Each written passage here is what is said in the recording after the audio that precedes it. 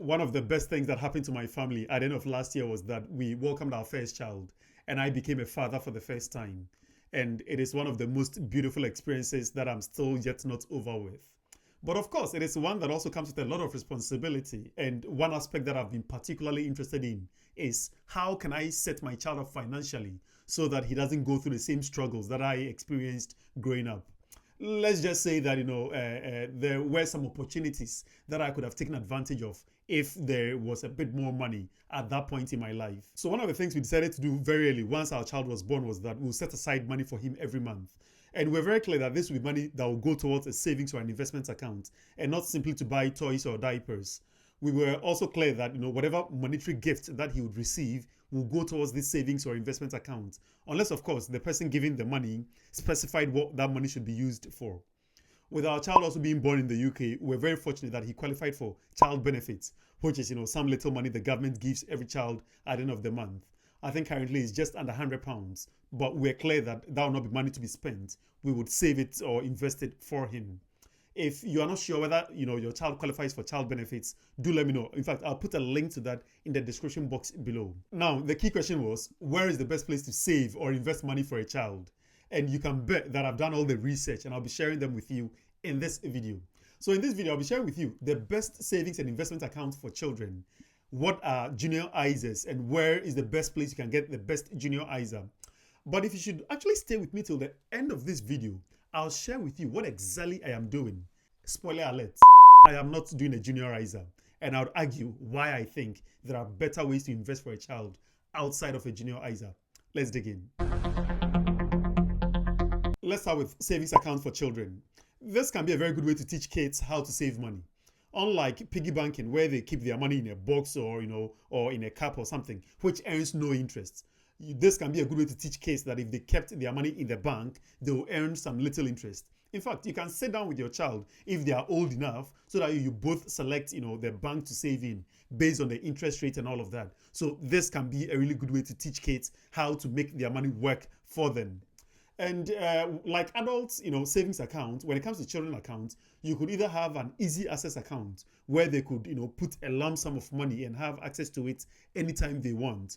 Or you could have a regular saver where they keep little money every month, except that, they may not have access to the money until the end of the year. So when it comes to the easy access ones, the best rate at the moment is offered by Nationwide. They have what they call the Nationwide Flex One Saver, which currently pays 5% on up to £5,000. Although in order for you to have this Nationwide Flex One Saver, you need to have what they call the Flex One account. So if you don't already have one, then you need to open that first. You can apply online if the child is between 13 to 17 years. But if the child is 11 to 12 years, then they need to go into the branch with their parents or their guardians to have that opened. This is followed by HSBC, who also have a 5% deal on up to £3,000 in what they call the HSBC My Savings. But for that, it's only available to children who are aged 7 to 17 years. And you can open online or in branch if the parent has an HSBC current account. Anything over £3,000, they pay 2.25%. The last one is by Yorkshire Building Society, who offer 4.55% on any amount up to £1 million. But the child has to open it in the branch or by post. So you see that with all these accounts, there are some restrictions. It's either the child has to be a particular age or they must apply in the branch or by post, or even the parent must meet some conditions. But if you're looking for an account where there are no age restrictions and you can apply online, then Halifax has the best rate, but they only pay 3.4%. But even that, they cannot withdraw through an ATM. They have to go in the branch in order to withdraw the money. But of course, if the parent has a Halifax account, then they can transfer from the child's account to the parent's account and then withdraw by any other means. So these are the easy access accounts. Then we come to the regular saver account for kids. Just like the adult regular savers, this allows you to save a set amount each month. Even though they offer a higher interest rate, you can only save no more than £100 per month. And for this, the best one is currently offered by Saffron Building Society, who offer 5.8%. And they allow unlimited withdrawals, but you can only apply by post or in the branch. Halifax offers a slightly lower rate at 5.5%, but for them also, they do not allow any withdrawal until the end of the year when the interest rate is expired. And also, it's also restricted to £100 per month. So those are the two types of savings account for children, either the regular saver or the easy access ones. But I know there are those who would say, Shadrach, I do not want to use a savings account to save for my child because as long as I have access to the money, I'm going to use it, and I don't want to do that. I'd rather have the money locked away so that I do not even have access to it. If you fall into this category, then you should be looking at a juniorisa, because a juniorisa allows you to save up to £9,000 within each tax year for the child, and you do not have access to it until the child turns 18. So like the adult ISA accounts where you can save up to £20,000 between cash ISA, lifetime ISA, stocks and shares ISA, and even innovative ISA. The junior ISA, the limit is 9,000, and it's shared between a cash ISA and a stocks and shares ISA. So those are the two main types of junior ISAs out there. But before you actually consider that, you need to look at the pros and the cons of a junior ISA. Because think about it, once the child turns 18, the money converts to a normal ISA account for the child. And they can, now an adult because they are 18, and they can choose to continue to save into it, or they can choose to use the money for anything they want to. We first need to consider the opportunity cost for money, because if you've been contributing monthly to your child's junior ISA, like I plan to do, maybe there may be an opportunity down the line when the child is say 14 years or something, and there's an opportunity to go abroad for a coding class or something, and you do not have the money. Even though the child may have money in their junior ISA, this is not money you can use. And so even though they may have had a golden opportunity, you cannot fund it with their junior ISA money because you cannot access it. So that can be a disadvantage that you need to think about. Another thing is about control, because once the child is 18, the money is converted to a normal ISA for them. And that can be scary. You can imagine if you've been saving all this while and the child, an 18-year-old child gets access to say £50,000 or even £100,000. Unless you've had a conversation about money with them, they may use the money for anything. Years of savings for them may be used on a course you may not necessarily approve of. So that can be a scary bit. And I think that is one of my main concerns about junior ISA, because the problem with me at the moment is that my child looks too much like me. And that scares me because I think of what I wanted to do with money when I was 18. I wanted to buy a Land Cruiser Prado because I thought it will help me get girls. If my child looks anything like me, then I wouldn't want him to have access to that money. So I think that can be a concern for other parents as well. And this is where I'll share with you what I think is even a better option. For those who still think that a junior ISA fits their needs, then you can choose between a cash ISA where the money is just put in a savings account, or a stocks and shares ISA where the money is invested in the stock market. For the cash ISA, the best buys at the moment is Coventry Building Society, who pays 4.95, and you can open by post or in the branch only. And this is followed by Lavra Building Society, who offer 4.8%, and then Skipton Building Society offers 4.75%. Of course, all of these you have to open by post or in the branch. Only Tesco Bank offers 4%, but you can do that online, so the rate is quite low. Already begin to see that the savings account that I mentioned earlier seem to offer slightly higher interest rates than these junior ISAs. So there may be the question that why save in a junior ISA when a savings account tends to even pay higher. Another disadvantage with these junior ISAs, especially the cash junior ISA, is that the money simply sits in a savings account for whenever until the child is 18. So assume the child is 2 years, it will just be sitting in a savings account until the child is 18 years. And that is, a bit of a waste because the money may lose value to inflation. And so that is something to consider if you're thinking of the cash junior ISA. However, if that is what you are thinking of, then maybe you may want to look at the stocks and shares junior ISA, where the money is actually invested in a stock market. And of course, that tends to beat, savings account. So that can be a better option, especially if your child is a lot younger. Of course, if your child is, say, 16 years, and so you have only 2 years to save in a junior ISA, then you can look at the cash junior ISA or even a savings account. But if your child is much younger, say from 13 years and younger, then they have a lot of time to invest in the stock market. Then you can do the stocks and shares junior ISA, because children are the best investors. Can you imagine if your child was only 3 years or 2 years, then you can use the stocks and shares junior ISA vehicle. They've got over 15 years to invest in the stock market, and there you go.